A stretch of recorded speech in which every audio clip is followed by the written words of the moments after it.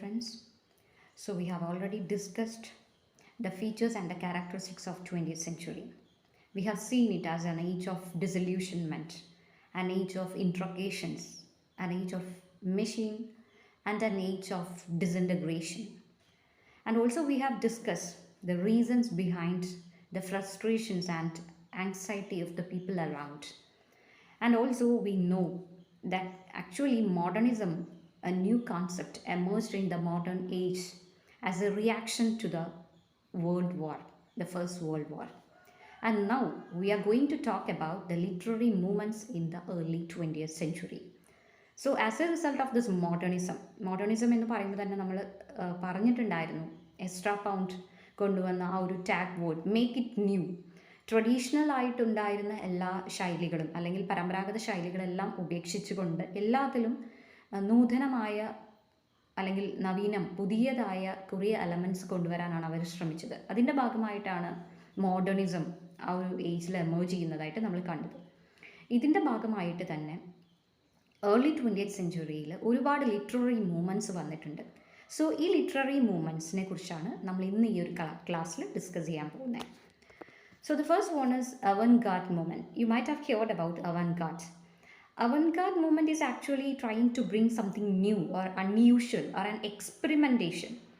So അതുവരെ നിലനിന്നിരുന്ന ആ ഒരു ശൈലികളും അതുവരെ അവർ ഫോളോ ചെയ്തു വന്നിരുന്ന വിക്ടോറിയൻ സ്റ്റൈൽ അല്ലെങ്കിൽ റൊമാൻറ്റിക് സ്റ്റൈൽ ഓഫ് റൈറ്റിംഗ് അതെല്ലാം മാറ്റി നിർത്തിക്കൊണ്ട് പുതിയ ഒരു ഫോം, ഒരു അൺയൂഷ്വൽ, അതുവരെ കാണാത്തതായിട്ടുള്ള പലതും കൊണ്ടുവരാനുള്ളൊരു ശ്രമമായിരുന്നു അവൻഗാർഡ് മൂവ്മെൻറ്റ് എന്നുള്ളത് കൊണ്ട് ഉദ്ദേശിക്കുന്നത്. And avant-garde movement from French advance guard or vanguard, literary foreguard are people of works that are experimental or innovative, particularly with respect to arts, culture and politics. And it is a hallmark of modernism. So മോഡേണിസത്തിൻ്റെ ഒരു hallmark ആയിട്ട് നമുക്ക് Avantgarde movement പറയാം. കാരണം അതുവരെ കൊണ്ടുവന്ന ആ ഒരു traditional elements എല്ലാം മാറ്റി നിർത്തിക്കൊണ്ട് പുതിയതായ കാര്യങ്ങൾ ചെയ്യാൻ അല്ലെങ്കിൽ ഒരു എക്സ്പെരിമെൻറ്റേഷൻ സ്റ്റാർട്ട് ചെയ്യുന്ന ഒരു മൂവ്മെൻ്റ് ആയിരുന്നു അവൻഗാർഡ് മൂവ്മെൻറ്റ് എന്ന് പറയുന്നത്. സോ ആക്ച്വലി ഈ ഒരു മൂവ്മെൻറ്റിലുള്ള ആർട്ടിസ്റ്റ് എന്ന് പറയുമ്പോൾ they were against the romantic and Victorian aspects and they try to bring something new in their works. And this is a movement that promotes radical social reform. So through their works, അവരുടെ വർക്ക്സിലൂടെ അവർ സാമൂഹിക പരിഷ്കാരങ്ങൾ അല്ലെങ്കിൽ കുറേ മാറ്റങ്ങൾ കൊണ്ടുവരാനാണ് അവർ ശ്രമിച്ചത്. And the important avant-garde involvements we are going to discuss here are dadaism, epic theatre, expressionism, imagism and surrealism. And Dadaism. Actually, what is Dadaism? It was a shock or it was a protest against the First World War. And they were actually trying to oppose all that was followed in the bourgeois culture. Or they tried to oppose the logic, reason and aesthetics that was followed in the bourgeois culture. So they rejected the traditions and they tried to bring something new. Sometimes they were expressing or they were trying to express nonsense and irrational elements through their works. And that was about Dadaism. And the next one we are going to talk about is one of the major movements in the 20th century, and that is Imagism.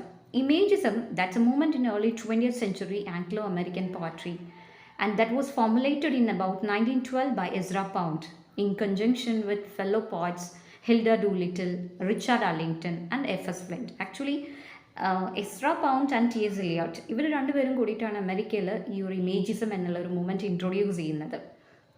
And ഇവരുടെ ഒരു വ്യൂവിൽ ഒരു പോയട്രീനെ അതിൻ്റെ ഒരു pure ഫോമിലാക്കണമെന്നുണ്ടെങ്കിൽ it should be precise. അതിലെ language ഉപയോഗിക്കുന്നത് it should be sharp, clear and precise.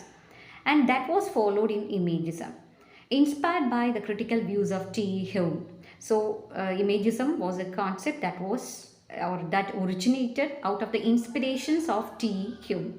And the poets who followed the Imagist poetry movement were T.S. Eliot, E. Cummings, Allen Ginsberg. So imagism പോയട്രിയിൽ ഉപയോഗിച്ചുകൊണ്ട് അല്ലെങ്കിൽ വളരെ clear language use ചെയ്തുകൊണ്ടാണ് ഈ poets എല്ലാം അവരുടെ വർക്ക്സ് എല്ലാം ഫോം ചെയ്തിട്ടുണ്ടായിരുന്നത്.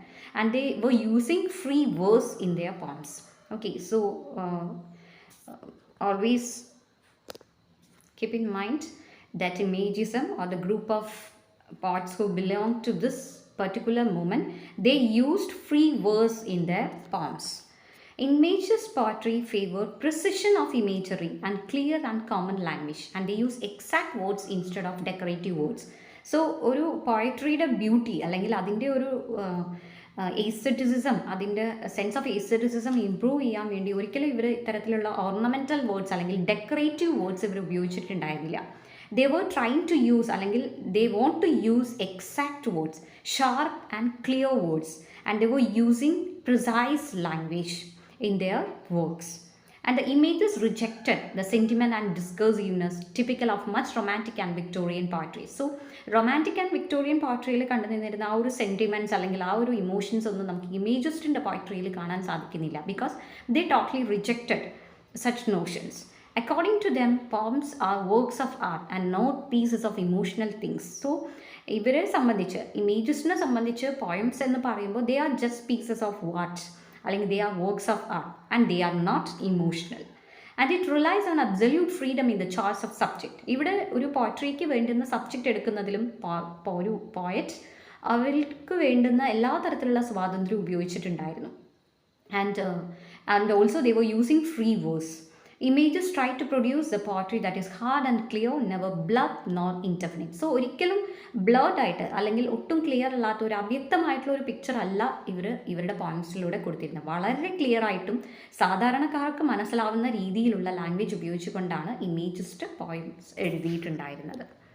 And the next one is symbolism. Symbolism is another movement that emerged in the 20th century. The symbolist or Yeatsian poetry, on the other hand, aims at transcendental effects, and it employs symbols which tend to make it difficult to understand, and it is most often vague in its meaning, and it is therefore mystifies the reader, and it is highly elusive. It is very learned and demands from the reader a high degree of intelligence and vast knowledge. It generally tends to be to obscurity. So ഇവിടെ ഇമേജസത്തിൽ നിന്ന് നമുക്ക് വളരെ വ്യത്യാസം ഈ ഒരു symbolism അല്ലെങ്കിൽ ഈ ഒരു മൂമെൻറ്റിൽ നമുക്ക് കാണാൻ പറ്റും. കൂടുതലായിട്ട് ഇതിനെ യീറ്റ്സിയൻ പോയട്രി എന്നും പറയാറുണ്ട്. WB യേറ്റ്സ് ഇത് ഫോളോ ചെയ്യുന്നത് കൊണ്ട് തന്നെ ഇതിനെ യീറ്റ്സിയൻ പോയട്രി എന്നും അല്ലെങ്കിൽ ഈ മൂവ്മെൻറ്റിന് ഇതേ പേര് കൂടി ലഭിക്കുന്നുണ്ട്. ഇതിൻ്റെ ഒരു പ്രത്യേകത, ദേ aim at transcendental effects. Transcendental എന്ന് പറയുമ്പോൾ നമുക്കറിയാം സുപ്പീരിയർ അല്ലെങ്കിൽ എക്സ്ട്രാ ഓർഡിനറി ഇഫക്ട്സ് കൊണ്ടുവരാൻ വേണ്ടിയിട്ടാണ് സിംബോളിസ്റ്റ് പോയിറ്റ്സ് ശ്രമിച്ചിട്ടുണ്ടായിരുന്നത്. And they were trying to employ symbols. So ഇവർ ക്യാരക്ടേഴ്സ് അല്ലെങ്കിൽ ഒബ്ജക്ട്സ്, കളേഴ്സ്, ഇത്തരം ഏതെങ്കിലും ഒരു സിമ്പിൾസ് ഉപയോഗിച്ചുകൊണ്ട് ഒരു ഡിഫറെൻറ്റ് മീനിങ്, ഒരു പോയട്രിയുടെ ലിറ്ററൽ മീനിങ്ങിന് ഉപരി അതിൻ്റെ ഉള്ളിൽ ഒരു ഇൻഡെപ്ത് മീനിങ് കൂടി കൊണ്ടുവരാൻ, ഒരു സിംബോളിക് മീനിങ് കൂടി കൊണ്ടുവരാനാണ് ഇവർ ശ്രമിച്ചത്. And it is A most often vague in its meaning. ഈ ഒരു മീനിങ് എന്ന് പറയുമ്പോൾ പലപ്പോഴും മറ്റുള്ളവർക്ക് വളരെ അൺക്ലിയർ അല്ലെങ്കിൽ ഒട്ടും ഫെമിലിയർ അല്ലാത്ത ഒരു മീനിങ് ആയിട്ടുള്ള ഒരു ഹിഡൻ മീനിങ് ആയിട്ട് അവിടെ റിമെയിൻ ചെയ്തു. And it therefore mystifies a reader. So അവിടെ റീഡറിന് അല്ലെങ്കിൽ ഇത് വായിക്കുന്ന ഒരുവന്, വായനക്കാരന് പെട്ടെന്ന് തന്നെ ഇത് വായിക്കുമ്പോൾ അതിൻ്റെ ഉള്ളിലുള്ള ആ ഒരു മീനിങ് മനസ്സിലാക്കാൻ സാധിക്കാത്ത തരത്തിലുള്ള പോയിംസ് ആയിരുന്നു നമുക്ക് സിംബോളിസ്റ്റ് പോയത്തിൽ കാണാൻ പറ്റുന്നത്. It is highly allusive and it is very learned and demands from the reader a high degree of intelligence. അപ്പോൾ സാധാരണക്കാർക്ക് വായിച്ചു മനസ്സിലാക്കാൻ പറ്റുന്ന തരത്തിലുള്ള പോയിംസ് ആയിരുന്നില്ല സിംബോളിസ്റ്റ് പോയട്രി എന്ന് പറയുമ്പോൾ.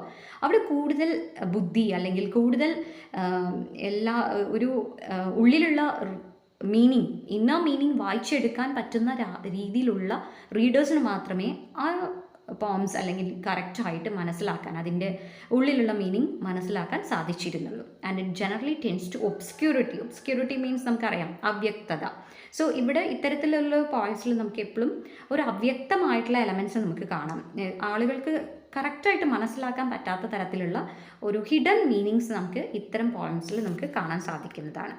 And it first started in France, representing things by means of symbols. So ഇവിടെ ഓരോ കാര്യങ്ങളെയും സിമ്പിൾസ് ഉപയോഗിച്ചുകൊണ്ട്, ഏതെങ്കിലും രീതിയിലുള്ള സിമ്പിൾസ് ഉപയോഗിച്ചുകൊണ്ടായിരുന്നു റെപ്രസെൻറ്റ് ചെയ്തിരുന്നത്. The symbolist does not consider any particular topic, diction or rhythm to be used in poetry. So ഇന്ന രീതിയിലുള്ള ഒരു ടോപ്പിക് തന്നെ എടുക്കണം, അല്ലെങ്കിൽ ഈ ഒരു റിതം ഫോളോ ചെയ്യണം, അങ്ങനെ ഒരു സ്ട്രിക്റ്റ് റൂൾസ് ഒന്നും ഇവർ ഫോളോ ചെയ്തിരുന്നില്ല. And the technique of symbolism is impressionistic, not representational. ഇവിടെ അവർ ഉപയോഗിച്ചിരുന്ന ടെക്നിക് എന്ന് പറയുന്നത് ഇംപ്രഷനിസ്റ്റ് ടെക്നിക്കാണ്. ഇംപ്രഷനിസ്റ്റിക് എന്ന് പറയുമ്പോൾ നമുക്കറിയാം സബ്ജക്റ്റീവ് എക്സ്പീരിയൻസ് വെച്ചുകൊണ്ടാണ് ഇവിടെ പോംസ് വരുന്നത്. ആ രീതിയിലുള്ള ടോപ്പിക്സ് ആണ് അവർ സെലക്ട് ചെയ്തിരുന്നത്. And the symbolist poetry in England came into prominence with the appearance of Yeats and Joyce. So Yeatsian poems എല്ലാം കൂടുതലായിട്ട് നമുക്ക് സിംബോളിക് പോംസ് അവിടെ കാണാൻ പറ്റുന്നത്. അതുപോലെ തന്നെ ജെയിംസ് ജോയ്സിൻ്റെ പോംസ് നിങ്ങൾ വായിച്ചിട്ടുണ്ടായിരിക്കും. റോബർട്ട് ഫ്രോസ്റ്റിൻ്റെ മെൻഡിങ് വാൾ എന്നുള്ള ഒരു വളരെ ഫേമസ് ആയിട്ടുള്ള ഒരു പോം. അവിടെയും ഇത്തരം ഒരു സിംബോളിസം ഉപയോഗിച്ചുകൊണ്ട് അദ്ദേഹം ആ ഒരു പോം ചിട്ടപ്പെടുത്തിയിരിക്കുന്നത് നമുക്ക് നല്ല രീതിയിൽ കാണാൻ പറ്റുന്നതാണ്. അതിലൊരു സെൻറ്റൻസ് ഉണ്ട്, good fences make good neighbours. അതിലതുപോലെ ഒരു young man and an age man, അവർ തമ്മിലുള്ള ഒരു വഴക്ക് പോലെ, അല്ലെങ്കിൽ അവർ തമ്മിൽ സംസാരിക്കുന്ന രീതിയിൽ അവിടെ സംസാരിക്കുന്നുണ്ട്. അവിടെ ഒരു യങ് മാൻ എന്നുള്ളത് മോഡേണിറ്റിയെയും ഒരു ഏജ്ഡ് മാൻ എന്നുള്ളത് ട്രഡീഷനെയും ചൂണ്ടിക്കാണിച്ചുകൊണ്ടാണ് അവിടെ ആ ഒരു സംഭാഷണം നടക്കുന്നത്. സോ ആക്ച്വലി ആ ഒരു പോയിന്റിൽ നമുക്ക് കാണുന്നത് ഒരു വാൾ കൺസ്ട്രക്ഷൻ അല്ലെങ്കിൽ അതിൻ്റെ ഒരു പ്രോസസ്സ് നടക്കുന്നതായിട്ടാണെങ്കിലും ആക്ച്വലി അതിൻ്റെ ഉള്ളിലുള്ള സോഷ്യൽ കോൺഫ്ലിക്റ്റ്, ഇക്കണോമിക് കോൺഫ്ലിക്റ്റ്, അതുപോലെ അവിടെ ആ സമയത്ത് നിലനിന്നിരുന്ന നാഷണൽ ആൻഡ് റേഷ്യൽ പ്രജഡീസ്, ഇതെല്ലാം അവിടെ ഒരു ഇന്നർ മീനിങ് കൂടി ഈ പോയട്രിയിൽ ലഭിക്കുന്നുണ്ട്. Okay. And the next comes the movement poetry. The movement poetry is a kind of poetry which was written by a few poets during the 1950s and that found to be very different from the modernist poetry written in the 1930s and 1940s. So 1930s and 40s അതിൽ അവിടെ നിന്നിരുന്ന ആ ഒരു modernism, അവിടെയും ഒരുപാട് new elements ഉപയോഗിച്ചുകൊണ്ടായിരുന്നു poetry എഴുതിയിരുന്നത്. എന്നാൽ അതിൽ നിന്നും വ്യത്യസ്തമായിട്ടുള്ള അല്ലെങ്കിൽ വളരെ ഡിഫറെൻ്റ് ആയിട്ടുള്ള ഒരു പോയിറ്റ്സ് അല്ലെങ്കിൽ അങ്ങനെയുള്ള ഒരു പോയട്രി മൂവ്മെൻറ്റ് തന്നെയാണ് ദ മൂവ്മെൻറ്റ് പോയട്രി എന്ന് പറയുന്നത്. ആൻഡ് ദേ ബിലീവ് ദാറ്റ് പോം should be free of allusion and should be easy for common man read in leisure. So ഇവിടെ ഏതൊരു ആളുകൾക്കും, അതായത് സാധാരണക്കാർക്ക് അവിടെ ലേഷ്യർ ടൈമിൽ ഇരുന്ന് വായിച്ച് മനസ്സിലാക്കാൻ പാകത്തിനായിരിക്കണം പോംസ് എന്നുള്ളതായിരുന്നു മൂവ്മെൻറ്റ് പോയട്രി അല്ലെങ്കിൽ മൂവ്മെൻറ്റ് പോയറ്റ്സിൻ്റെ ഒരു ധാരണ. And it should be free of allusion. So അത്തരം അവ്യക്തമായിട്ടുള്ള എലമെൻറ്റ്സ് അല്ലെങ്കിൽ അത്തരം വേഗ് എലമെൻറ്റ്സ് ഒന്നും അവർ പോംസിൽ ഇൻക്ലൂഡ് ചെയ്തിട്ടുണ്ടായിരുന്നില്ല. The movement, it is actually a title first used to the anthology of poets such as Kingsley Amis, John Wayne, Elizabeth Jennings, Tom Gunn, Donald David and DJ Enright that published in 1950s. Actually ഈ ഒരു the movement എന്നുള്ള ഈ ഒരു title അത് ഒരു anthology you know it's a group of poems. So ഇത്തരം ഈ ഒരു പോയിറ്റ്സിൻ്റെ, ഇവിടെ നമ്മൾ വായിച്ച കിങ്സ്ലി അമസ്, ജോൺ വെയിൻ തുടങ്ങിയ ഈ പോയിറ്റ്സിൻ്റെ അവരെല്ലാം പബ്ലിഷ് ചെയ്തിട്ടുള്ള പോംസ് എല്ലാം കൂടി ഒരുമിച്ചുള്ള ഒരു പബ്ലിക്കേഷൻ, ആ ഒരു ആന്തോളജിയുടെ പേരായിരുന്നു ദ മൂവ്മെൻറ്റ് എന്നത് 1950s. അതിനുശേഷം പിന്നീട് ഈ ഒരു ഗ്രൂപ്പ് ഓഫ് പോയിറ്റ്സിന് മുഴുവനായിട്ടും ഈ ഒരു പേര് അവർ ഫോളോ ചെയ്യുകയായിരുന്നു. And soon after another anthology another famous anthology new lines എന്നുള്ള ഈ ഒരു ആന്തോളജിയിലും ഈ മൂവ്മെൻറ്റ് പോയിറ്റ്സിൻ്റെ ഒരുപാട് പോംസ് അല്ലെങ്കിൽ അവരുടെ ഒരുപാട് പോംസിൻ്റെ ഒരു കളക്ഷനാണ് ന്യൂ ലൈൻസ് എന്നുള്ള ഇവരുടെ സെക്കൻഡ് ആന്തോളജി. ആൻഡ് അതിൽ ന്യൂ ലൈൻസിൽ ഏറ്റവും കൂടുതൽ പോയിംസ് വരുന്നത് ഫിലിപ്പ് ലാക്കിൻ്റെ പോയിംസ് ആണ്. And the next movement is surrealism. Surrealism is a movement in literature and the fine arts founded by the French poet and critic André Breton. He published his Surrealist Manifesto in Paris in 1924 and consistently dominated the movement. So actually Surrealism എന്നുള്ള ഈ ഒരു movement, it was actually influenced or it was inspired by, it was a result of the inspiration by Sigmund Freudൻ്റെ dream analysis, അതുപോലെ അൺകോൺഷ്യസ്നെസ്സിനെ കുറിച്ചുമുള്ള അദ്ദേഹത്തിൻ്റെ ആ ഒരു book ഇറങ്ങിയതിന് ശേഷമാണ് ഇത്തരത്തിലുള്ള ഒരു മൂവ്മെൻറ്റ് വരുന്നത്. So it was totally influenced by Sigmund Freud's dream analysis and psycho analysis theory. And like Dadaism, Surrealism emphasized the role of unconscious in creative activity, but it employed the psychic unconscious in a more orderly and more serious manner. ഇവിടെ Surrealism എന്ന് പറയുമ്പോൾ beyond reality എന്നുള്ളതാണ് Surrealism എന്നുള്ളത് കൊണ്ട് ഉദ്ദേശിക്കുന്നത്. അത് dream versus reality. നമുക്കറിയാം dream എന്ന് പറയുമ്പോൾ ഒരു അൺകോൺഷ്യസ്നെസ്സിൽ വരുന്നതും എന്നാൽ റിയാലിറ്റി എന്നുള്ളത് കോൺഷ്യസ്നെസ്സിൽ വരുന്നതുമാണ്. അപ്പോൾ ഇത്തരത്തിലുള്ള logical consciousness and illogical unconsciousness ഇത് രണ്ടും കൂടി ചേർത്ത് അല്ലെങ്കിൽ ഇതിൻ്റെ ഒരു സമ്മിശ്രമായിട്ടുള്ള ഒരു ഉപയോഗമാണ് സെറിയലിസ്റ്റിക് ലിറ്ററേച്ചറിൽ അല്ലെങ്കിൽ സെറിയലിസം എന്നുള്ള ഈ ഒരു മൂവ്മെൻറ്റിൽ ഇൻക്ലൂഡ് ചെയ്യുന്നത്. And some famous examples of surrealistic works are The Metamorphosis by Franz Kafka and The Wonder That Was Ours by Aldous Huxley. And the next comes another movement, Expressionism. In literature, Expressionism is often considered a revolt against realism and naturalism, seeking to achieve a psychological or spiritual reality rather than record external events in logical sequence.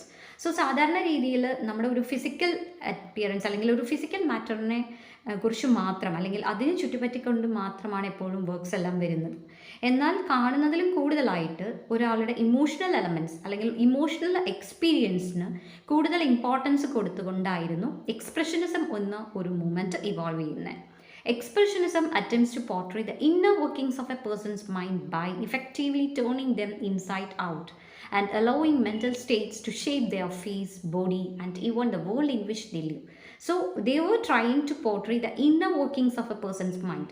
മനസ്സിൻ്റെ ഉള്ളിലുള്ള അല്ലെങ്കിൽ inner ഫീലിങ്സിന് importance കൊടുത്തും അല്ലെങ്കിൽ inner ഫീലിങ്സിനെ express ചെയ്യുന്ന രീതിയിലുമായിരുന്നു expressionism എന്ന movement വരുന്നത്.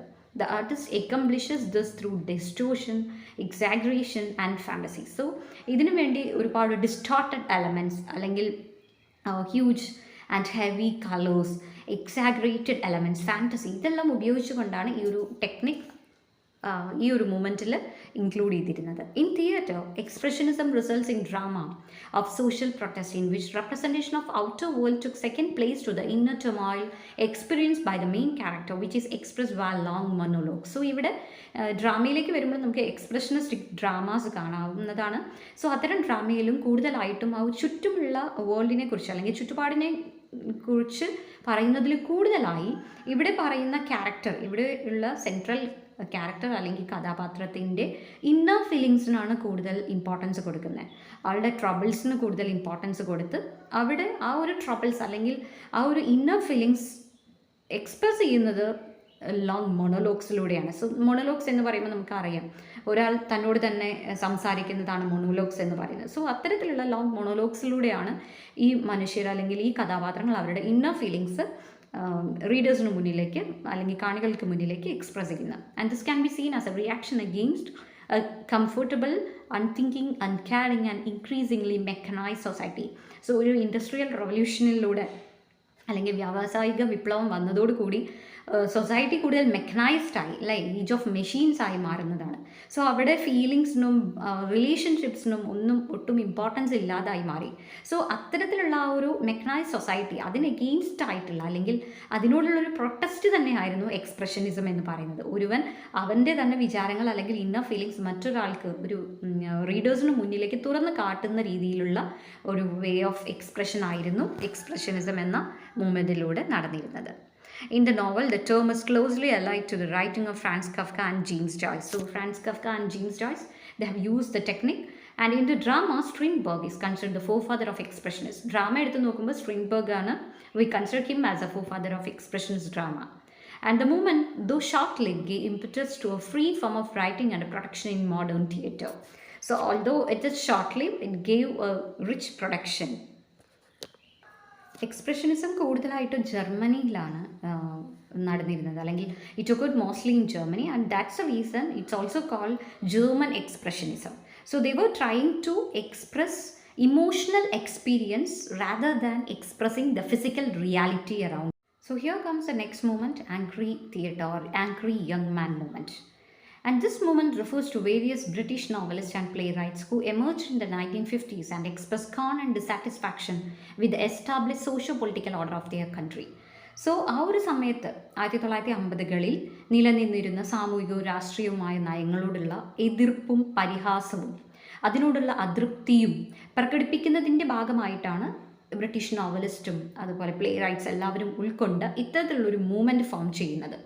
Their impatience and resentment were especially aroused by what they perceived as the hypocrisy and mediocrity of the upper and middle classes. നമുക്കറിയാം ഇതിന് മുന്നേയുള്ള ഒരു ലേറ്റ് 19th സെഞ്ച്വറിയിലെല്ലാം ആ ഒരു ക്ലാസസ് അല്ലെങ്കിൽ division of people based on classes അത് വളരെ തീവ്രമായിട്ട് നിലനിന്നിരുന്ന ഒരു അവസ്ഥയായിരുന്നു. സോ അത്തരം ഹൈ ക്ലാസ് പീപ്പിൾ അല്ലെങ്കിൽ അപ്പർ ക്ലാസ് പീപ്പിൾ അവർ സാധാരണ ആളുകളോട് നടത്തിയിരുന്ന കാപട്യവും അനീതിയും അതിനെതിരെയുള്ള നീരസം അല്ലെങ്കിൽ അതിനെതിരെ അതിനോടുള്ള ഒരു അക്ഷമ, ഇതിൻ്റെയൊക്കെ ഭാഗമായിട്ടാണ് ഇത്തരത്തിലുള്ളൊരു മൂവ്മെൻറ്റ് ഫോം ചെയ്യുന്നത്. And angry young man were a new breed of intellectuals who were mostly of working class or of lower middle class origin. അതുകൊണ്ട് തന്നെ ആക്ച്വലി അപ്പർ ക്ലാസ് പീപ്പിൾ, ഉയർന്ന തലങ്ങളിലിരിക്കുന്ന ആളുകളുടെ കാപട്യത്തെ പുറത്തേക്ക് കൊണ്ടുവന്നത് വളരെ താഴ്ന്ന നിലയിൽപ്പെട്ട അല്ലെങ്കിൽ വർക്കിംഗ് ക്ലാസ് പീപ്പിൾ അവർ തന്നെയായിരുന്നു. സോ അത്തരത്തിലുള്ള വർക്കിംഗ് ക്ലാസ് പീപ്പിൾ അല്ലെങ്കിൽ മിഡിൽ ക്ലാസ് പീപ്പിൾ കൂടുതലും ഉൾപ്പെട്ട ഒരു ഗ്രൂപ്പായിരുന്നു ആംഗ്രി യങ് മാൻ മൂവ്മെൻറ്റ് എന്ന് പറയുന്നത്. അതുപോലെ തന്നെ ഇതിൻ്റെ റെപ്രസെൻറ്റേഷണൽ വർക്ക് എന്ന് പറയുന്നത്, അല്ലെങ്കിൽ ഇങ്ങനെ ഒരു ആംഗ്രി യങ് മാൻ മൂവ്മെൻറ്റിന് തുടക്കം കുറിച്ച ഒരു വർക്ക് എന്ന് പറയുന്നത് തന്നെ ലുക്ക് ബാക്ക് ഇൻ ആങ്കർ എന്ന ജോൺ ഓസ്ബേണിൻ്റെ വർക്കാണ്. The group's leading members included John Osborne and Kingsley Amis. So, ഇവർ രണ്ടുപേരുമാണ് ഇതിൻ്റെ leading members, Osborne and Kingsley Amis. And the phrase was originally coined by the Royal Court Theatre's press officer to promote John Osborne's 1956 play Look Back in Anger. So, actually, John Osborne എഴുതിയ look back in anchor എന്നുള്ള അദ്ദേഹത്തിൻ്റെ ആ ഒരു work publish ചെയ്യുന്ന സമയത്ത് royal court തിയേറ്ററാണ് ഇത് promote ചെയ്യാൻ വേണ്ടി ഈ ഒരു ഫ്രേസ് കോയിൻ ചെയ്തത്, ദാറ്റ് ഈസ് ആംഗ്രി യങ് മാൻ. അതിനുശേഷം പിന്നീട് ഈ ഒരു ഗ്രൂപ്പിൽ അല്ലെങ്കിൽ ഈ ഒരു മൂവ്മെൻ്റ് ആയി മാറുകയും ഇതിലേക്ക് ഒരുപാട് വ്യക്തികൾ, ഒരുപാട് ഇൻഡിവിജ്വൽസ് ഉൾക്കൊണ്ട് ഒരു വലിയ ശക്തി ആർജിച്ച ഒരു ഗ്രൂപ്പായി മാറുകയുമാണ് ഉണ്ടായത്. And the major characteristics of the angry young man movement are revolt against social inequality, criticism of mannerism, portrayal of social status of youth, revolt against conventionality and unconventional hero. So, സമൂഹത്തിൽ നിലനിന്നിരുന്ന പ്രശ്നങ്ങളെക്കുറിച്ചും അല്ലെങ്കിൽ സമൂഹത്തിൻ്റെ യഥാർത്ഥ രൂപത്തെക്കുറിച്ചും അവിടെ നിന്നിരുന്ന ആ ഒരു traditional അല്ലെങ്കിൽ കൺവെൻഷണൽ എലമെൻസിനെ ഇതിനെല്ലാം പുറത്തേക്ക് കൊണ്ടുവരുന്ന രീതിയിൽ പിന്നീട് ഈ ആംഗ്രി യങ് മാൻ മൂവ്മെൻറ്റ് വളർന്നു വരികയാണ് ചെയ്തത്. The writers often portray the central hero being disillusion with the life and dissatisfied with their job and a society where he is unfit and deprived of normal right. So ഇവിടെ ഈ ഒരു സമൂഹത്തിൽ വരുന്ന പ്രശ്നങ്ങളെ എടുത്തു കാണിക്കുന്ന രീതിയിലുള്ള റൈറ്റിങ്സ് ആണ് ഈ ഒരു ഗ്രൂപ്പ് ഓഫ് റൈറ്റേഴ്സ് എഴുതിയിരുന്നത്. അതുകൊണ്ട് തന്നെ ഇവരുടെ സെൻട്രൽ ഹീറോ എന്ന് പറയുമ്പോൾ ജീവിതത്തിൽ ഒരുപാട് പ്രശ്നങ്ങൾ കൊണ്ട് അല്ലെങ്കിൽ ഒരുപാട് പ്രശ്നങ്ങളിൽ അകപ്പെട്ടുകൊണ്ട് ജീവിക്കുന്ന സാധാരണക്കാരനായ വ്യക്തികളുടെ കഥകളാണ് ഇപ്പോഴും ഇവർ എഴുതിയിരുന്നത്. Angry young man literature strongly revolted against all the accepted norms and ideals of the society. So സമൂഹത്തിൽ നിലനിന്നിരുന്ന പല ദുരാചാരങ്ങൾക്കും അല്ലെങ്കിൽ ഇൻഇക്വാലിറ്റി അതിനെല്ലാം എതിരെ ശക്തമായി എതിർത്തുകൊണ്ടുള്ള ലിറ്ററേച്ചർ, അത്തരത്തിലുള്ള സാഹിത്യങ്ങളാണ് ഈ ഒരു മൂവ്മെൻറ്റിൽ നിന്നും ഉണ്ടായത്. And some of the examples are John Wayne's novel Hurry on Town, Lucky Jim, that's a famous novel by Kingsley Amis, Look Back in Anchor, and The Entertainer by John Osborne. These are some examples. And now we are going to discuss epic theatre, one another movement or avant-garde movement during the time. Epic theatre refers to a theatrical movement first recognized in the 1920s and 30s. The purpose of this movement was to emphasize more on the meaning of a play rather than the aesthetics of it.